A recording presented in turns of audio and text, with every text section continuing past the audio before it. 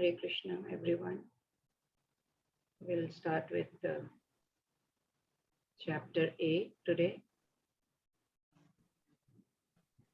Akshar Brahma Yoga. So this is attaining the Supreme, how to attain the Supreme. So what is yoga?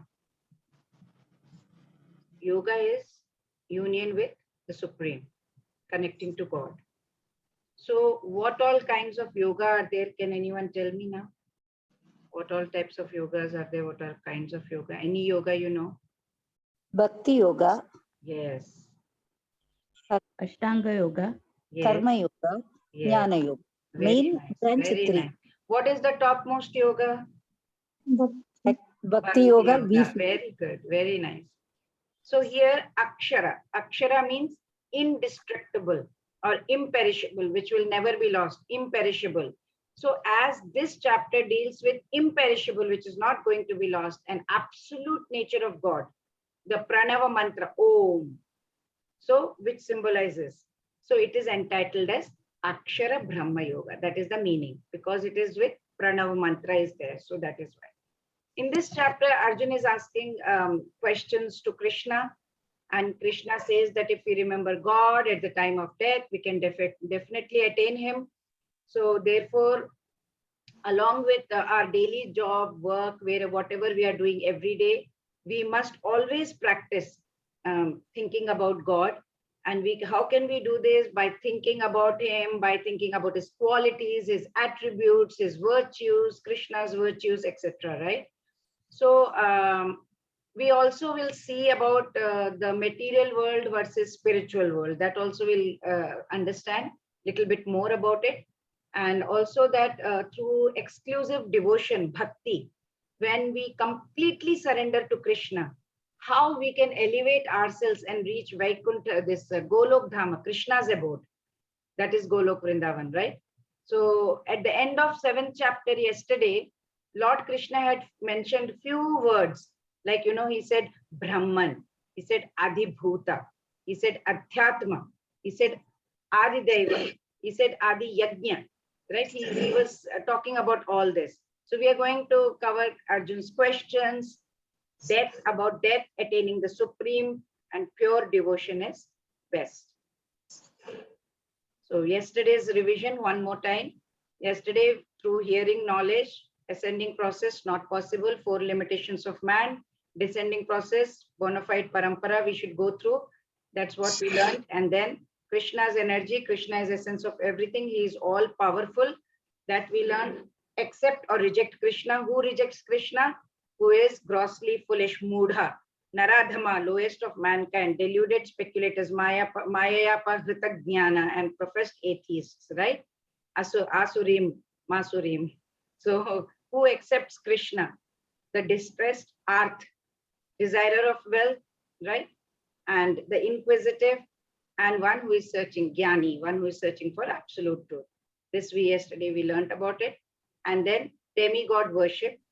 Then why they do demigod worship? Because they have a lot of desires and they're little less intelligent. What is the result? They go to temporary abode, limited. They have to come back.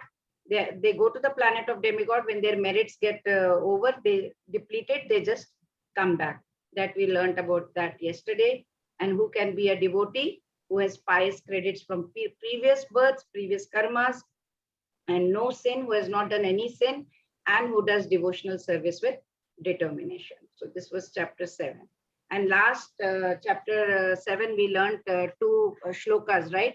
In which Krishna says intelligent persons who are trying to liberate themselves, jarana marana mokshaya mamash ashritya yatantiye. So he says those who are trying liberation from old age and death, they take shelter in me through devotional service, and they are actually Te Brahma Tad Vidhu Kritsnam. So they are actually Brahman because they entirely know the transcendental activities. Then yesterday's shloka was Sadi Bhutadi Devam Mam. So he's talking about, Krishna is talking about those that he is the supreme controller. He controls everything, right?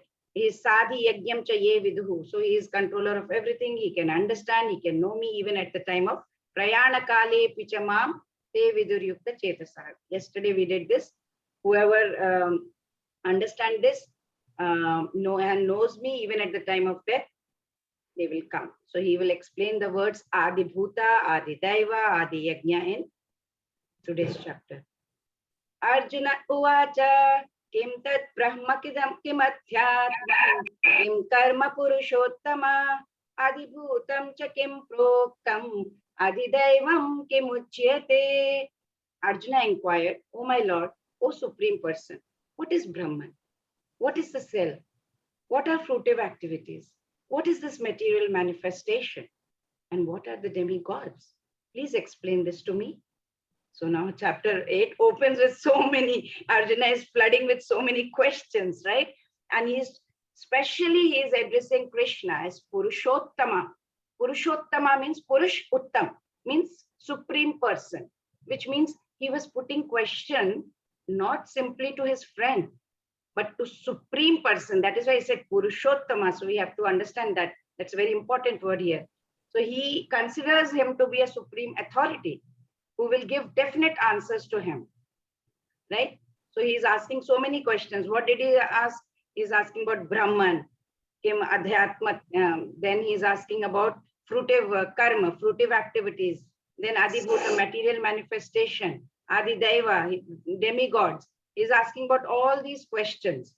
He is putting so many questions. In 2 shlokas, he has put so many questions.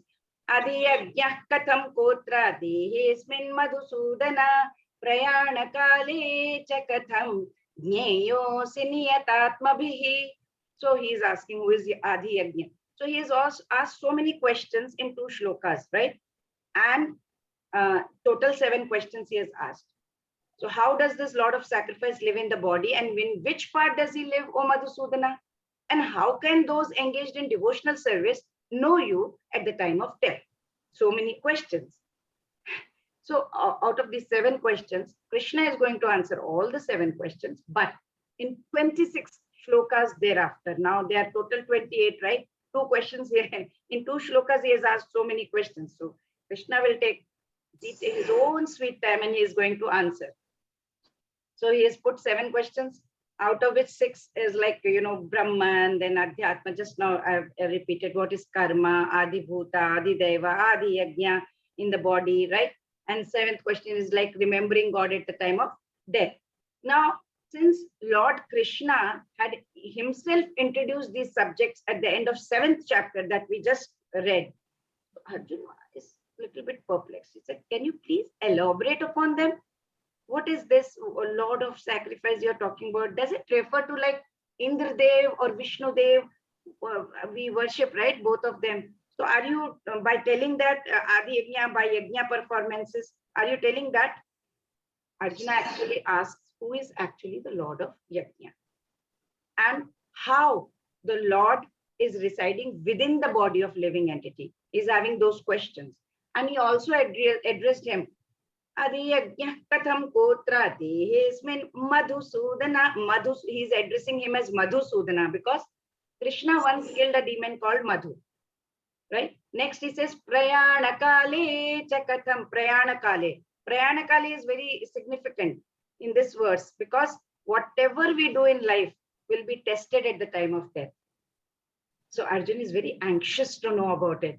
So those who are constantly engaged in Krishna consciousness, what happens to them? What will be their position at the time of final moment or at the time of death? Because you know what, at the time of death, all the bodily functions, they're disrupted, right? We can't even move our body properly at that time. At the time of death, I'm talking. And the mind is also not actually in proper condition. So in this disturbance and in this bodily situation, how can anybody remember the Supreme Lord? Right? In this respect, Srila Prabhupada mentions in his purport, he talks about Maharaj Kulashekara. He was a great devotee and he prays to Lord Krishna. He says, Krishna, Krishna, I am very, very healthy right now. Even my mind, it's not at all disturbed at this time.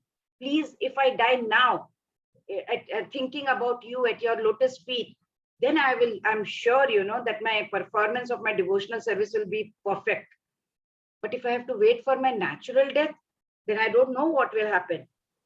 Because, at that time, bodily function, body may not work, it will be disrupted, the maybe my throat will be totally choked up. I don't even know whether I'll be able to chant your name. So please let me die now, immediately. So the same way, Arjuna questions, how can a man fix his mind on Krishna's lotus feet at such a time?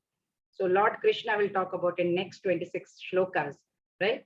So that is why I kind of made sure that these two shlokas we understand properly. These are some of the very important words that Arjuna had asked. So what does it, we understand from Arjuna here? From Arjuna, we understand that asking questions is very good. It's a sign of growth. You stop asking questions, it's like you're stagnated. We tell students, right, you should always ask questions. It's fine to ask questions. So that is the sign here. So let's see what it means. Can anybody would like to read this? Brahman, spirit, would anybody want to read? Hare Krishna. Okay. Hare Krishna. May I? Yeah, please. May I? Please, Rakesh Prabhu. Brahman, Jiva, Adityama, nature of Jiva, Karma, work, fugitive activities, actions leading to material body. Abhihitorda, material manifestation, material nature. Aditya, supreme demigod, universal form which includes all demigods. Aditya Yajna, the enjoyer of sacrifice. Paramatma, where does Adityama reside? In the heart of all. How to remember Krishna at the time of death? Practice to remember in thought throughout life. Thank you, Prabhuji. Hare Krishna. Brahman, we are talking about Brahman, Jiva, soul, the indestructible living entity is Brahman over here. And Adhyatma is controller of the body, nature of Jiva, the Ajiva, our self. It is spiritual in nature. The soul is spiritual in nature. Karma is fruitive activities. It is these actions, because of these actions, we can understand what position we are going to get in various lifetimes. It keeps changing according to our karma. Our life form changes. Adi Bhuta, material manifestation. It's what? Material nature, right? Material nature is what? The material bodies that pass through 6 stages, right? We born. Physical nature is constantly changing. Material nature is there and physical nature is constantly changing. Our material bodies generally pass through 6 stages. What are they? We are born, we grow, then we remain there for some duration, then we have byproducts like we have babies, and then we become old, we dwindle, and then we die or vanish, you can say. So physical nature is called Adi Bhuta. It is created at a certain point and it is finished at certain point. It is not permanent. It is perishable. Then is Adi Deva, supreme demigod. This is the universal form of supreme God, right? That we will see in chapter 11. The universal form will include all demigods and all planets. Everything is in that. That's the universal form. We will see in chapter 11. Adi Yajna, enjoyer of sacrifices, Paramatma.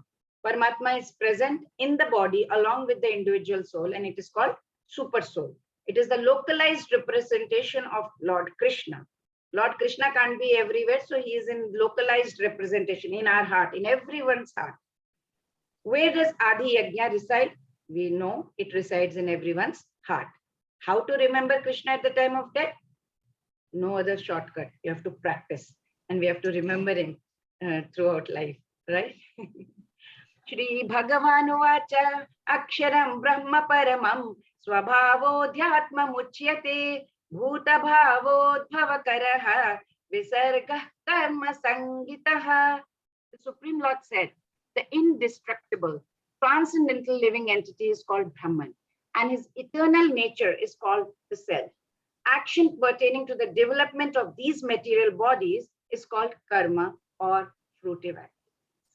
So in this material nature, we can take any body, right? We have 84 lakh species, but in spiritual nature, we have only one body. When we come on earth, Out of 84 lakh species, we can take any form. In material nature, according to our karma, sometimes we'll be in human form, sometimes in deity form, sometimes animal, birds, with a desire to attain heaven and enjoy pleasures there. Sometimes man does yajna also, a lot of good deeds. But once he goes over there, it finishes and diminishes, the credit goes down, he comes back again on this earth in human form. This process is karma, right? According to your karma, you come and go. But a Krishna conscious person stays away from such sacrifices. He directly devotes himself to Krishna consciousness and prepares to return to Golok Dham. He is not satisfied with anything else. He wants to go to God only and serve him. So, Adibhutam Ksharo Bhavaha Purushashchadi Daivatam Adiyajnyo Hamevatra Dehe Deha Britambara. Physical nature is known to be endlessly mutable. The universe is cosmic form of Supreme Lord, and I am that Lord represented as Super Soul, dwelling in the heart of every embodied being. So here the example you see, as you see in the picture, is often given of a caterpillar, which thinks of becoming a butterfly, and in the same life, it becomes a butterfly. So after seeing this example, it gives us hope that maybe, that similar to caterpillar, if we constantly think about Krishna all the time, it is certain that at the end of our life, we will be having the same constitution as Krishna, right? If we continuously keep thinking about Krishna by chanting Hare Krishna Mahamantra, it will purify us. Cheto Darpana Marjanam means it will remove the dust that is accumulated here for years and years and years, lifetimes. So it will purify slowly, and by the end of our life, we will be transferred to the kingdom of God, the Goloka Vrindavan. So if caterpillar can become butterfly in the same lifetime, why can't we transform ourselves and go to Golok Vrindavan? That's the question. So the best question is how to attain Krishna at the time of death. Why does Arjuna ask this question? Any idea? Why would Arjuna ask this question? Anyone who wants to chat can write in the chat box. Please write in the chat box if you have. So why does Arjuna want to, why is he asking this question to Krishna? Any answers? Because he wants moksha, Alpa Mataji, okay? He wants his enemy to go to Golok Dhama, Komal Prabhuji, Rakesh Prabhuji, because death is imminent. Padmasani Venkat Mataji, because he is in the war field. Okay, because he is in the war. Okay, thank you. Thank you so much for your inputs. So yeah, definitely that is there. You are all absolutely okay. How to attain Krishna at the time? He is asking that because we all know our manufacturing date. We know when we have been manufactured, but no one knows the expiry date. So he wants to know how to attain Krishna at the time of death, because we know that we have come, but we don't know when we are going. So what we have to learn is always remember Krishna, never forget him. So you don't know, we have 24/7, you have to always remember, you don't know which moment is your expiry date, right? That's right. This was just a question. Antakale chamameva smaran muktva kalevaram yah prayati samadbhavam yati nastyatra samshayah. And whoever at the time of death quits his body, remembering me alone, at once attains my nature. Of this, there is no doubt. So in this verse, the importance of Krishna consciousness is stressed, you see. Antakale chamameva smaran. Smaran means remember. So who is that person lying over there? Who is there? Who is that person who can please type in the chat box? Who is that person that you see, this one? Who is this person lying down? Bhishma, Alpa Mataji, correct. Right on the, you have nailed it. Yes, he is the person who is lying down is Bhishma. And what is he doing? What is he doing? Anyone? What is he doing? You can type in the chat box. What is he doing? What is happening here? He is in the deathbed. Yes, he is. Yes, very good. He is on the deathbed. Very nice, Varanasi Prasanna Mataji. Thank you. And he is waiting for something, right? Yes, he's lying on a bed of arrows, Pavitra and Sucheta Mataji. Yes, right. But he's waiting, thinking about Sri Krishna, Shivani Mataji. Yes, Umal Prabhuji is remembering Krishna, Moksha. He is waiting for something. What is he waiting for? He wants to attain Krishna Lok. Varanasi Prasanna Mataji. He is lying on the bed, waiting for the correct time to leave his body. Yes, very nice. He is waiting. He is waiting for the correct time to leave his body, Shri Priya Mataji. Very good. Thank you so much for everyone. So he is waiting for Uttarayan to come, because he knows that that's the auspicious time to go. So Bhishma Dev had a boon that he can, he could choose his time of death. And if you leave the body while remembering Krishna, you will attain Krishna. So he was waiting for Krishna also to come, because Krishna was busy in Mahabharata war, right? So what did he chant? That time he chanted continuously something. He is waiting for Uttarayan Kala to come. Raj Lakshmi Mataji. Thank you, Mataji. What was he chanting? He was chanting something. What was he chanting? Quick. Yes, Shri Priya Mataji, Vishnu Sahasranama. So he was like, anyone knows one line of it? Any one line? If you raise your hand, I can. Yes, Mataji, one line, just one line. Om Vishnu Vishnu Om Vishnu Vishnu Ravastakaro, Bhuta Bhave Bhaut Prabhu, Bhut Krit Bhut Brit Bhava, Bhutatma Bhuta Bhavana, Bhutatma Paramatma Chavana, Paramagati, like that. Avyapur Saksakshi Kshetrajño Akshare Vacha. Very nice. Thank you, Mataji. Very nice. So in that, the Parvati, it's Sri Rama Rama Rameti Rame Rame Manu Rame Sahasranama Tattulyam Rama Nama Varanani. Lord Shiva tells Parvati, right, that Sahasranam of Vishnu is equal to one name of Rama, and 3 names of Rama is equal to one name of Krishna in Kali Yuga. So the word Smaran is very important. Why? Because we have to remember. We have to remember Krishna. Without remembering Krishna, nothing is going to happen.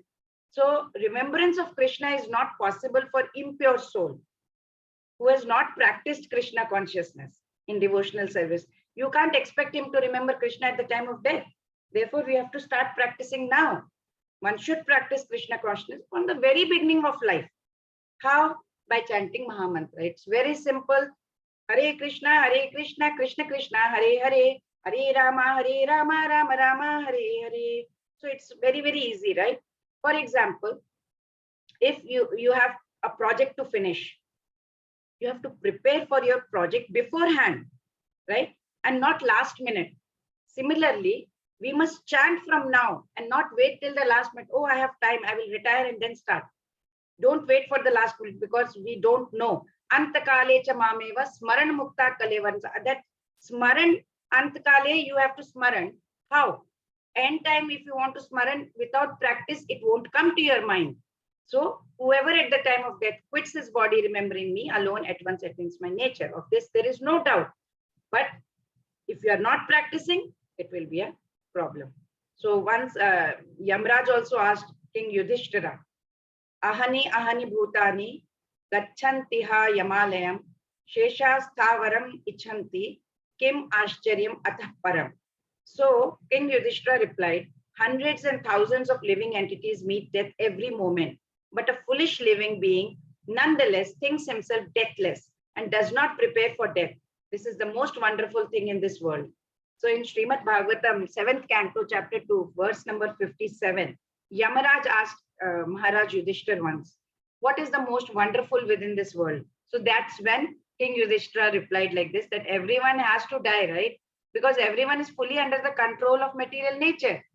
Yet, each and every person is thinking, I am independent, and that whatever he likes, he can do, and he will never meet death. We think we have come here for, we are sitting here permanently.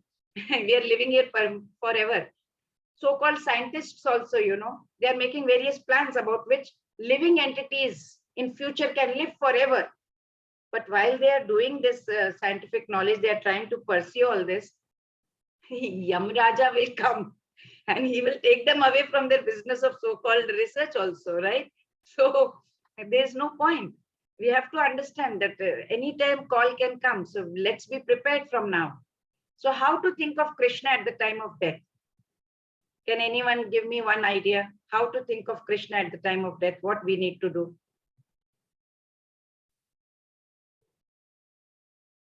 Chant. Shri Priya Mataji. Komal Prabhuji, be among devotees. Very nice. And chant. Very nice. Very good. Very nice. Thank you so much for your input. Bhakti Marg, Darshana Mataji, Alpa Mataji, Japat Satsang. Very nice. Yes, definitely. You're all right. Yes, excellent. So you have to do mental. What we have to do?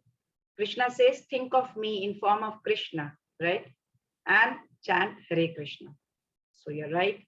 Physically, carry out the prescribed duty, but dedicate that to me. Dedicate the result to me.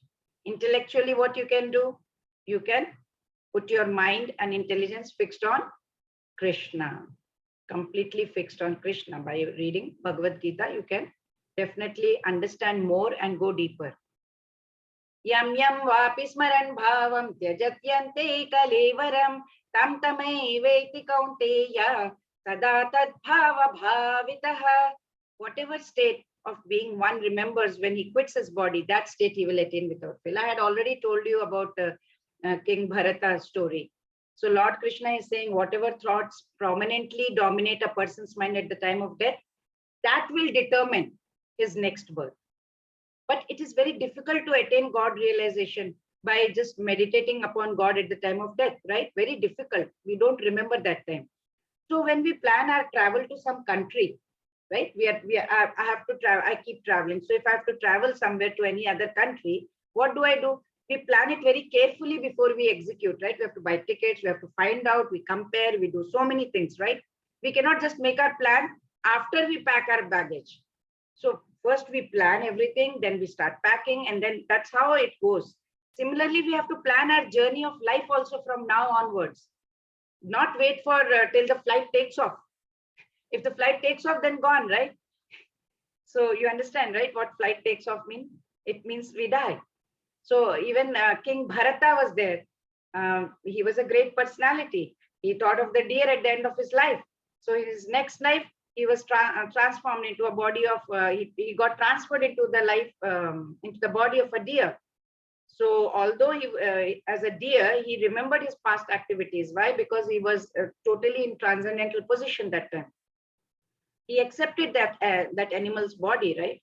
So according to even Skand Puran, it is written there that if you think about God at last minute also, even at the moment of death, it's not so easy.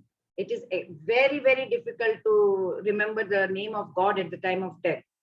And if in once now we are living, right, in this, we are living in a mode of goodness, and we are always thinking of Krishna, for example, then there is a possibility. Then also I'm saying there is a possibility that one can remember Krishna at the time of, at the end of one's life. So what we have to learn from here is, by living this life, we are already creating the next life. Remember this, we are living this life, but at the same time, we are creating the next life, because whatever karma, whatever we are doing now, you are giving seed to for the next life also. So we have to be very careful about that.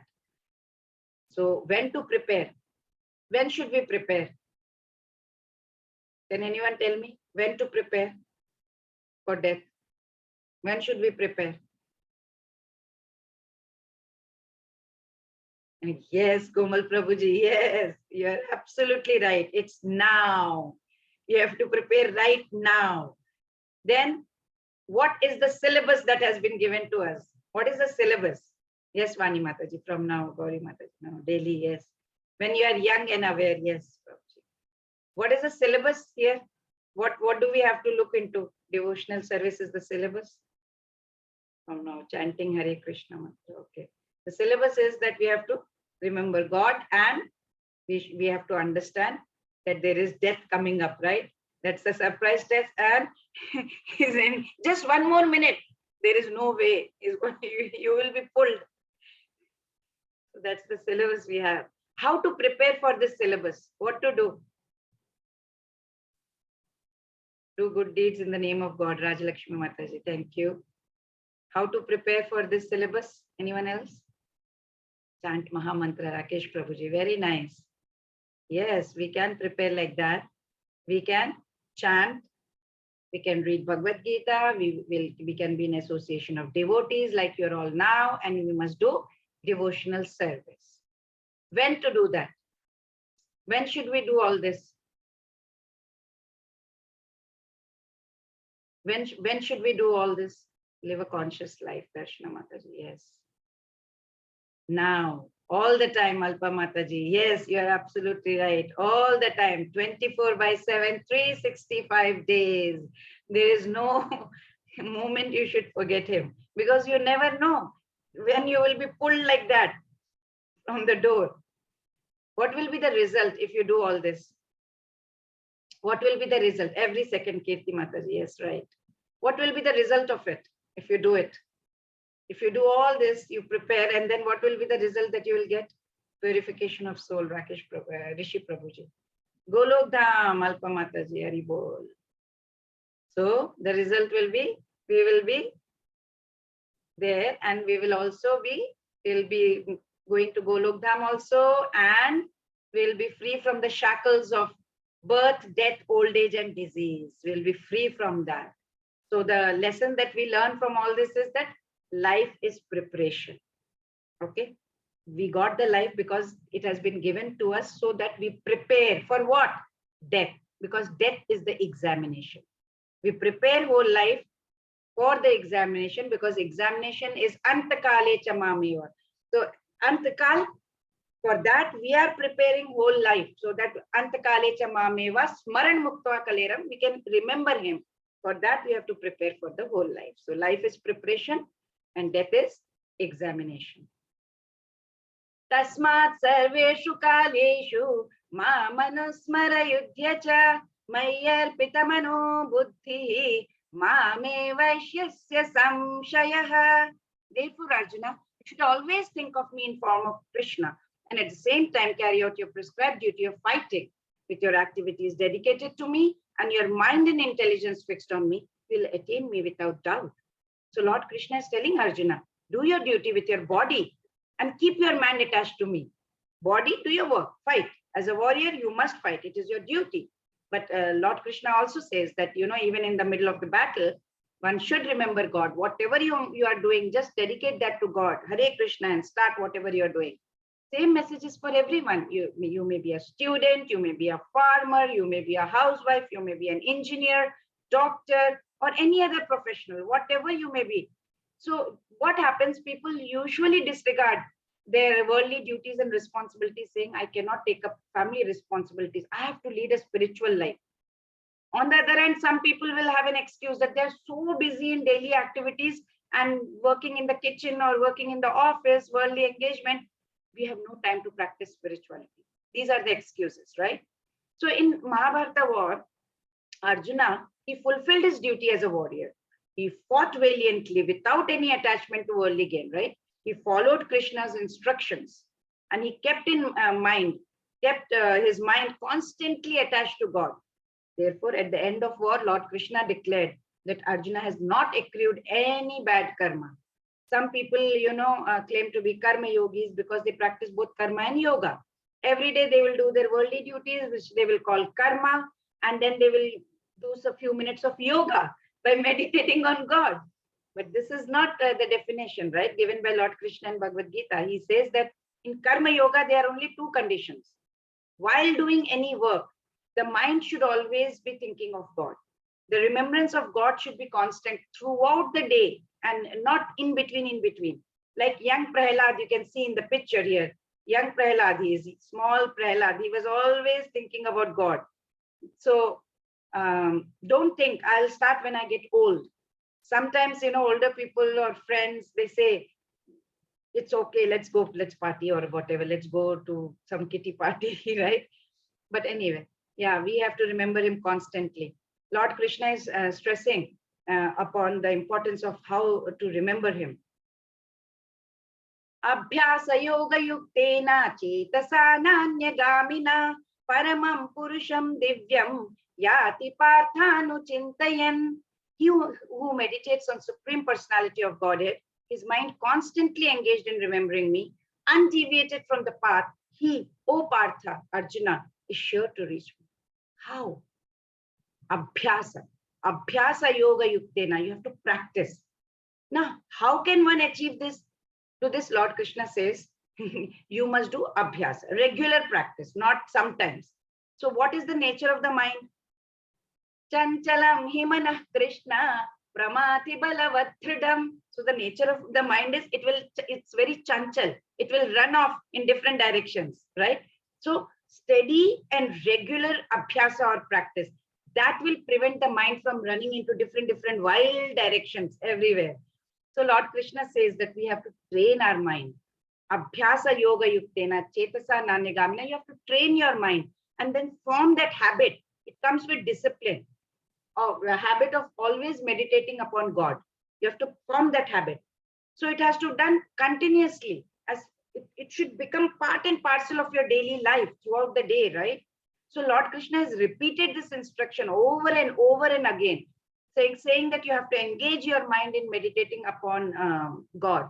He has told many times in Bhagavad Gita, and he has emphasized the same concept everywhere, all the time he has been telling. Even chapter 10 he has stressed, even chapter 12 he says, Maye vamana adhatsva, Mai buddhir niveshaya, nivasishyasi mayeva, atha urdhvam na samshayah. He says, fix your mind upon me, engage your intelligence to me, buddhi also engage in me.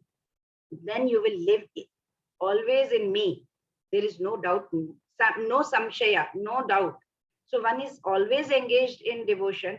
You are completely surrendering to God. Then definitely we will receive the grace of Krishna, right? And he will liberate us from these shackles of birth, death, old age, and disease. Then there is the story of Ajamila. He was a young Brahmin called Ajamila. He was very compassionate and kind, right? He used to live with his parents. He had a lovely wife and used to chant and do everything. One day he went to the forest to collect some fruits and flowers for worship. There he saw a drunkard man. He was shamelessly trying to flirt around with a prostitute. He immediately became attracted to that prostitute. And it was not appropriate actually, but he wanted to control his mind. Even after he went home, he couldn't control his mind. It became very restless after seeing her. So he just moved in with her, and he fell from his pure life, pure lifestyle. His habits also kind of degraded.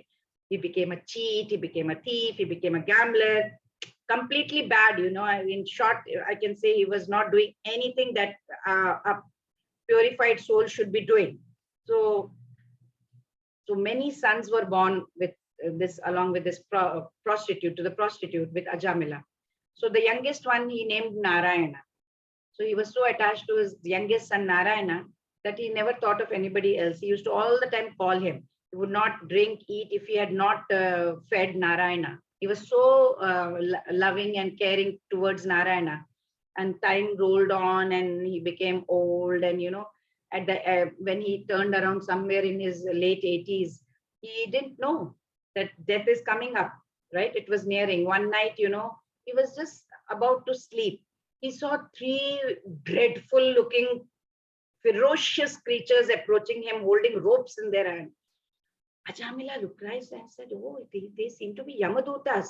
Oh my God, they have come to take me. Oh my God, he was so scared and overwhelmed. He cried, Narayana, Narayana, Narayana. Actually, he was calling out to his son.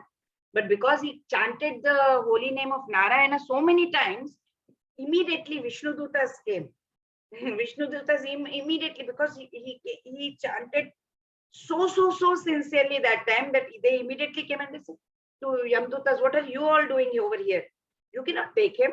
No, we forbid you to take him to, you cannot take him to Yamaraja. They said, who are you to prevent us from taking? He's such a sinful man. You can't stop us. Our master has told us to take him. He's very sinful. So Vishnu Dutta says, maybe he is sinful. We don't know about that. But now he took the Lord's name so powerfully, so truthfully, that, we can't help it, but we have to take him. So please move. They had some discussion, some debates. God knows what happened. Then Yamdutas reluctantly had to move away after the discussion, because Vishnu Dutas, they said, no, we cannot let you take him. So Yama said, okay, fine. If Vishnu Dutas are saying that let's not go anywhere near the devotees of Vishnu because they are chanting Lord's name, we have no right to go anywhere near. Only bring those people who don't chant Vishnu's name, okay, and whose ears have never heard Lord's name.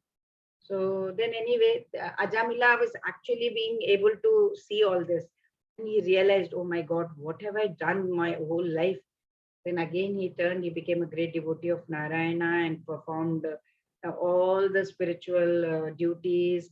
Then he moved away, and after a few years, he returned in a swan aeroplane. You can see in the last picture, he's being taken by Vishnu Dutas, and they escorted him back to spiritual world. So it shows that even if you are so sinful, you can transform yourself. Better late than never. Kavim Purana Manushasitaram Anoraniyam Samanusmaretyah Sarvasya Dhataram Achintya Rupam Aditya Varnam Tamasaf Parastat.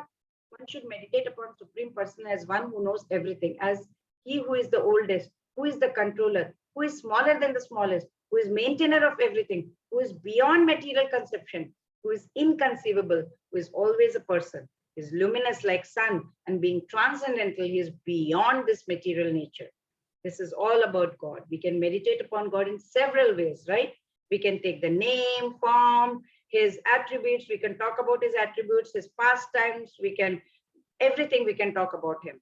There is no difference among all these aspects of God, right? We can meditate upon anything or all of it.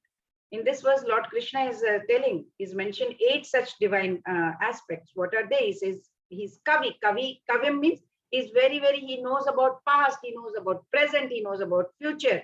We don't know, but he knows everything. Then he says Purana. Puranam means he's the oldest personality because he is the origin of everything. Then he says Anushasitaram. He is the controller. Anushasan means control, right? Discipline. So he is controller of the universe. He is the maintainer, instructor, everything. So Anoraniyam, very small. And atom is called Anu in Hindi also. He is smaller of the smallest. So living entity is how small? 1/10,000th part of tip of the hair. But Lord can become smaller than that, just to be able to enter the heart of the living entity, right? So he's called smaller of the smallest. Anoraniyam, right? Then he is called Sarvasya Dhata. Sarvasya means what? He's so small, he's all pervading. He's maintaining everything. Achintya Rupa, Achintya. Achintya means very significant in this connection because we cannot conceive. It's beyond our imagination. Achintya Rupa. We cannot even see with these eyes and this kind of mind. We can't even think of him. He is completely inconceivable, beyond our imagination. He has made all this. He is maintaining all this. These big planets are all floating. We wonder, right, how these big planets are all around. How are these floating in the air? It is because of his inconceivable energy that he is able to sustain such big planets and systems, right? Aditya Varna, he's like, it's the name Aditya means sun god, right? So he's dazzling like sun. Tamasa Parastat means what? Even on like he removes, how sun removes darkness. As soon as sun rises, darkness is gone. So Lord Krishna, with his effulgence, he will eliminate everything, all our ignorance also inside. The moment we start chanting Krishna, he will remove our ignorance, right? Like on a cloudy day, we can't see. If the cloud is covering the sun, we cannot see sun. Does not mean the sun is not there, right? So that's a kind of optical illusion for us. Sun is there, where it is already there where it is supposed to be. Similarly, Lord is there, we cannot see him. So we may get the question, why we can, worship Krishna in so many ways? Well, Krishna is very merciful. He has given us choices. We all have different choices and natures. We have different. I always give this example of if my friend and I go to a shop to buy, say, saris, then chances are that both of us buying the same type, same color, same style, difficult, right? It's very rare. We may not like the same same kind of sari.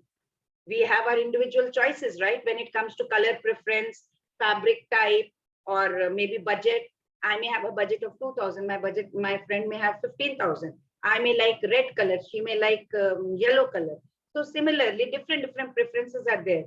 That is why Krishna is also merciful. Vedic scriptures also they offer various spiritual paths based on the level of sadhana we may have performed in the past lives. We may choose a suitable life path that that is convenient, comfortable, and that we like. It is the bhakti. Ultimately, it is the bhakti and devotion to God, right? That ties all these paths. You may take any path leads to the same destination. It is tying bhakti, devotion to God is tying with one common thread. That is very important in this. So attaining the Supreme. How? How can we attain the Supreme? Why and what? So we'll say how to attain the Supreme. We'll see. Ananyacheta satatam yo mam smarati nityashaha tasyaham sulabha partha nityayuktasya yoginaha. For one who always remembers me without deviation, I am easy to obtain, O son of Pritha, because of his constant engagement in devotional service. See, Ananyacheta, without deviation of mind.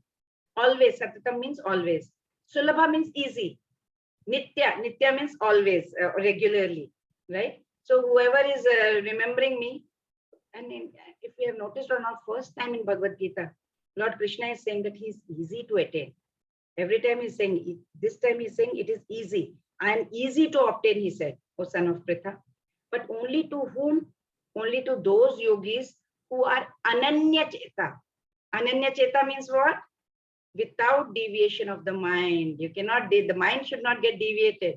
So only to those yogis who have Ananya Cheta. The Chetana is completely towards God. Mind is completely absorbed towards God. So Ananya means no other way. The mind is not going any other way. That's the precondition of attaining God. That's the, exclusive devotion has to be there. Then I am very easy to obtain, he said. Throughout Bhagavad Gita, Lord Krishna has been stressing upon this, right? Devotion, surrender, right? So even in chapter 9, he will say, Ananyash chintayanto mam ye jana paryupasate. So Ananyash chintayanto mam. Every time you have to keep thinking about me, right? Even in 18th chapter, he will say, Mam ekam sharanam vraja. I will give you shelter. Come to me. So all spiritual seekers, they love God. They try very hard to attain him. But sometimes what happens, our mind gets attached to material world, right? Family, friends, house, assets, everything. We do contemplate upon God. We want to purify our mind. But then again, mind gets diverted towards worldly relations. And again, it gets dirty again. So these worldly attachments, they are not only binding also, they are sometimes imperfect also. It makes us do very imperfect things and creates impurity of our mind, right? It's like applying some kind of soap on a dirty cloth, cleaning it with pure water, and then putting it back into the dirty water. So we do that. We chant, we do devotional service, do everything, we kind of purify our mind. Then again, we go back, we do some impure thing, again, we're making it dirty. So all the effort keeps going, waste. The ultimate aim of sadhana is we have to purify our mind. We have to, how to do it? We have to attach our mind to God, right? He is all pure. So why attain the Supreme? Why attain? Mamupetya punarjanma dukkhalayam ashashvatam napnuvanti mahatmanaha samsiddhyam paramam gataha. After attaining the great souls who are yogis in devotion, never return to this temporary world, which in full of miseries because they have attained the highest perfection. This is temporary world. It is full of birth. We have to go through these miseries of birth, old age, disease, death, right? So who attains highest perfection goes to Krishna Loka, Goloka Vrindavan, right? So what happens if one attains God? Once we are liberated from the cycle of life and birth, we don't have to come back. So when does this struggle actually start? It starts from mother's womb. As soon as we go inside, we are hanging upside down for 9 months. We go through this painful process of taking birth, right? And we are delivered into unknown world. We open our eyes and we don't know where we are, right? We have to cry for every need. We are helpless. Slowly we are growing up, we are speaking, eating, walking, right? We are going through this turmoil of teenager. Nobody understands us. We are having challenging problems, challenging phases there. Then we become adults, then there is marriage, then relationships, then children. It is testing our endurance. It tests our patience, right? It becomes very difficult. We struggle to maintain these social responsibilities. Then what comes? Old age. With old age comes something else. What is that? Sickness, disease. So throughout our life, we are suffering in this pain and misery, and we don't even realize that. Finally, we are dying with so much of painful experience. We may ask why God is putting us through so much pain and misery. It's in God's grand plan and design. The purpose of all this misery is to realize this is not the permanent abode. It is like a, we are like a juvenile, the young teenager is sent to correction home for the, to get better. Same way we have been sent to this correction home over here. Those souls who are not doing good, they are sent to this correction home. Then those who have forgotten God also. And then we are trapped in this material world. So our job is to get away from here and go back to Godhead. An example is like, if I accidentally put hand in a boiling water, what will happen? I will immediately remove it because of the pain and the burning sensation, right?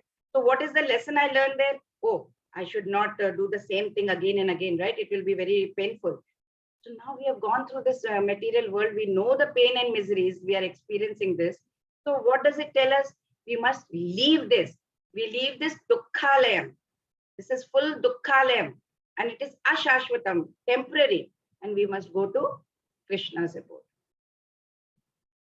Abrahma bhuvana lokaha punaravartino arjuna mamupetyetu kaunteya punarjanmana vidyate. From highest planet in the material world down to the lowest, all are places of misery, wherein repeated birth and death takes place. But one who attains my abode, O son of Kunti, never takes birth again. So, everywhere there is a problem. So we have 14 worlds, right? 7 up, 7 down. We are going through everything. We are moving to one planet to another, to different abodes. Below 7 are called Narak, hellish abodes. The upper ones are called Swargaloka or celestial abodes. So we keep going over there. Nobody is, as long as we are in these 14 lokas, we will continue to go through the cycle of birth and death. So because of their impermanent nature, Lord Krishna has told that, we have to move on. We are temporary, and we are in this dukkhalayam, full of misery. So those who are born in these lokas, they are subject to birth and death. We have to move on. Why is it temporary? Bhuta gramasya evayam bhutva praliyate ratriya game vashah partha prabhavatya ragame. Again and again the day comes and this host of beings is active. And again night falls, O Partha, they are helplessly dissolved. So less intelligent, those who are not intelligent, who try to remain in this material world, they can be elevated to higher planets, but then again, they will have to come back.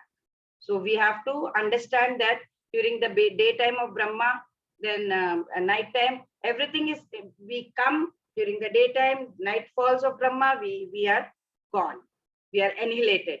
Ultimately, when Brahma's life is finished, everybody is annihilated, right? So we have to understand this. Whoever is intelligent, they take to devotional service, chant Hare Krishna Maha Mantra, and then try to transfer themselves to spiritual planet of Krishna. What are the real problems we are facing? The real problems we are facing is birth, death, old age, and disease. So the lesson we are learning over here is these are all temporary. If we have temporary cessation of headache is not bliss. For now, I have a headache, I'll take some tablet, headache is gone. But that's not real happiness, right? That's temporary. So what do they attain? Avyaktokshara ityuktaha tamahu paramam gatim yam prapyana nivartante tadhama paramam mama. That which the Vedantists describe as unmanifest and infallible, that which is known as supreme destination, that place from which having attained it one never returns, that is my supreme abode. So he's trying to tell what is the supreme abode. In Bhagavad Gita, Lord Krishna is telling small hints about his personal abode, Golok Vrindavan. He keeps telling small hints he will give, which is the supermost planet in this spiritual kingdom. So he says that that is the ultimate destination, right? Purushanna paramam kinchit sa kashta paramam parama gatihi. It is written in some, where did I read that? Some Upanishad, Athopanishad, I think. That it says that one who attains it, he will never return to this material world. Purushanna param kinchit sa kashta paramagatihi. Paramagatihi, we'll get that paramagati. Yeah, that is there in Kathopanishad. That once we go there, we are not coming back. So we need to go there. That should be our destination. So this is the Golok Vrindavan, which Krishna is giving small hints about. So Goloka Namni Nija Dhamni Tale Chatasya. So this is Devi Mahesha Haridhama Suteshu Teshu. Tete Prabhava Nitya, what is that? Vitas Yena Govinda Madhipurusham Tamham Bhajami. So it is Brahma is telling in this that I can't recollect the complete thing, but the lowest one is Devi Dhama and mundane world, then Mahesha Dhama. Then above that, Brahma says he can see from his world that it is Hari Dhama. And then there is Golok Dhama. Golok Dhama, he says, I really adore that Golok Dhama. In Brahma Samhita, Brahma is telling about Golok Dhama. It represents a lotus flower, 1,000 petals. That's the highest region of the kingdom of God. And within this region, you can see in the picture that a place is encircled by 4 curved lines. It's called Shweta Deepa. In that Shweta Deepa, there is a lot of arrangement. Krishna's residence is there, with his associates and all. And then also, it is maintained by Baladeva. He is Shesha or Ananta, right? Who's always there with him. And then innermost place is Vrindavan Dham. It is Vrindavan Dham, also known as Goloka Vrindavan, this inside portion, inside this one. So this is Krishna over here. It's a beautiful thing. And this, as we have told about before also, this is 7 below and 7 upper. When we will share the PDF, you can see in detail about this. Vedeshu yajneshu tapassu chaiva daneshu yat punya phalam pradishtam atyeti tat sarvamidam viditva yogi param sthanam upaiti chadyam. A person who accepts the path of devotional service is not bereft of results derived from studying the Vedas, performing austere sacrifices, giving charity, or pursuing philosophical and fruitive activities. At the end, he reaches the Supreme. So here, chapters 7 till 12, they are the essence of Bhagavad Gita. So the first 6 chapters, they are like coverings for the middle chapters, They are specially protected by the Lord, like these burgers. So what is the most important part in this burger? It is not the upper and the lower part of the bread. It's the pieces, the cucumber, the tomatoes, all this in between. This is very important, right? That gives you the taste. So the first 6 and the last 6 are like coverings of the middle 6 chapters. So they are nicely protected by God. In between only he told the essence. So we are very fortunate actually to understand Bhagavad Gita, especially these middle 6 chapters. And we are all in association of devotees together we are doing. So Bhakti Yoga, it's a system that Gita recommends that we have to remain in Bhakti. How to engage in Bhakti? We can do in different ways. We have Santa Bhakti, which is engaged in devotional service in neutrality. Then we have Dasya Bhakta, that who is engaged in devotional service as a servant. And then Sakya Bhakta, who is engaged as a friend. Then we have a Vatsalya Bhakta, who is engaged in devotional service as a parent. And then Madhurya Bhakta, who is engaged who loves God as a lover. So in any of these ways, we can love. Our devotee is constantly engaged in loving service of the Lord, right? And what will happen then if you are constantly engaged in the devotion of Lord? It will enable us to, transfer ourselves to the highest abode, Krishna, Goloka Vrindavana, where we don't have to come back over here, and we break the shackles and the cycle of life, birth and death, right? So other yogis at the time of death, they check auspicious, is it auspicious time to go or not go? But who is a pure devotee, condition is there is a precondition, pure devotee, Achintya, right? He is inconceivable, Krishna. So we have to have Ananya Bhakti over here. So if we have Ananya Bhakti, then at the time of death, for the pure devotee, any time is auspicious. You don't have to see the time over there then. So this middle 6 chapters are like, this small pearl. These are the first 6 chapters, and these are the below 6 chapters. And in the middle, we have the precious gem, that is the middle 6 chapters. This is talking about all about bhakti and, pure devotion. So let us all decide today that we will at least chant one round of Hare Krishna Mahamantra. We have reached 8th chapter. From tomorrow onwards, it will be 9th chapter. I want all of you to at least, take a decision today, mentally. So chapter 6, what did we do? We can show you here also. Arjuna's questions. The best question, how to attain Krishna. Yes.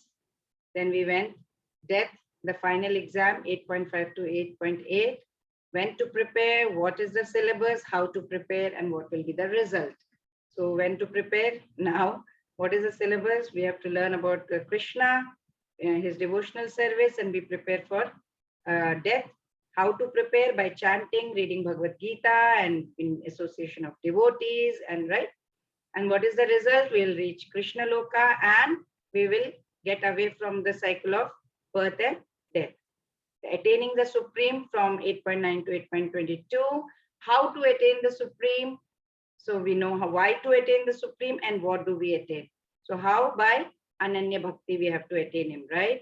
Because we want to go to Krishna Loka, and we will get away from this shackle of birth and death. Pure devotion is the best. So other devotees, they wait for inauspicious time, but pure devotees, they don't have to wait for any auspicious time. They will definitely go to Krishna Loka, but provided you have Ananya Bhakti. So here, chapter summary, 8 questions by Arjuna's was answered. Remembering Krishna at the time of death, then remembering Krishna by Yoga Mishra Bhakti and by pure Bhakti. Material worlds, how is material world and spiritual world?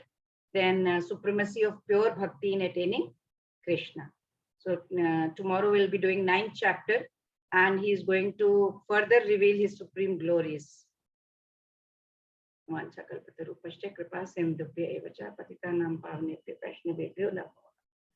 Hare Krishna, Krishna Krishna, Hare Hare, Hare Rama, Rama Rama, Hare Hare, Hare Krishna.